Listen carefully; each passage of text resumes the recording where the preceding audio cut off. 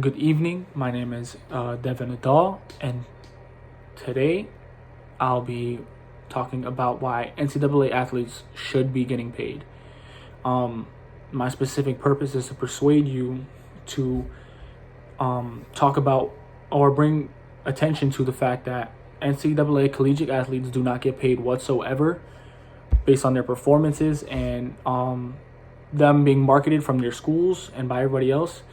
So my three main points are that then the NBA and the NCAA have this rule called the one and done rule, where collegiate athletes need to play at least high school to collegiate need to play at least 1 year in college before they can declare for the NBA draft.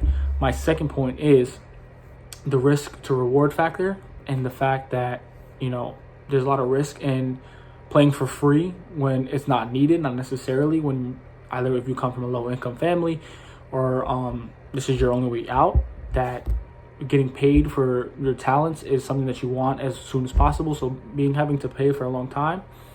And my third point is that, people talk about like a counterclaim that, these kids go to school for free, they go on scholarships and stuff like that they shouldn't be paid because they're getting paid with free education when most kids have to pay.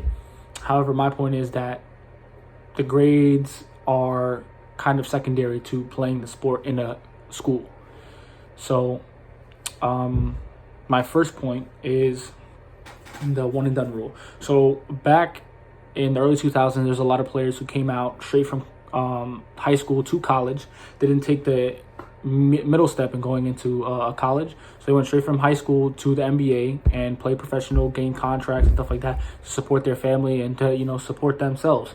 So I see it as most of these players come polished, like LeBron James is one of them, who came straight from high school into the NBA, and look how successful he's become. And a lot of people say that, when you go to college, you become more polished as a player, but that might not be the case. Most of these kids are raw natural talent, and you learn more from being around NBA players, NBA coaches, NBA trainers than you would be around college players, college coaches, and stuff like that. So you gain more of an advantage of being in the NBA at an early age than being in college at that age. My next point is the risk to reward factor.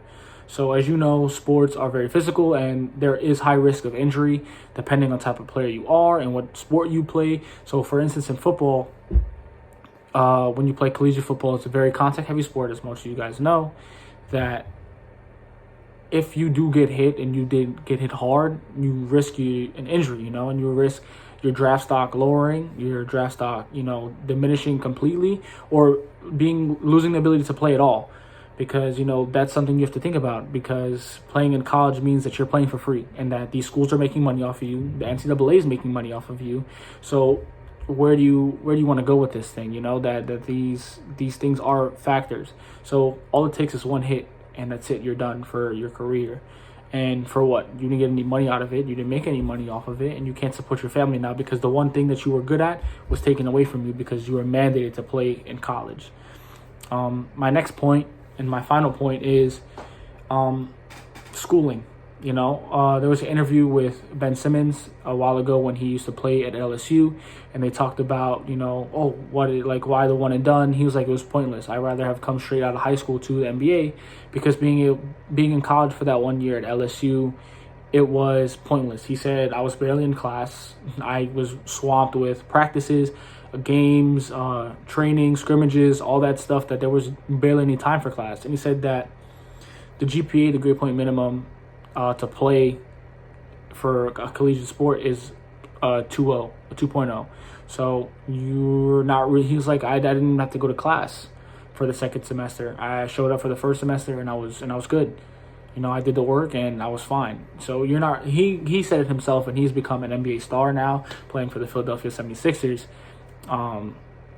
He was like, there's really no point in having that thing. If a player feels that they're ready to take that leap to the next level and play professionally, then, there's no point in making them play college for a year.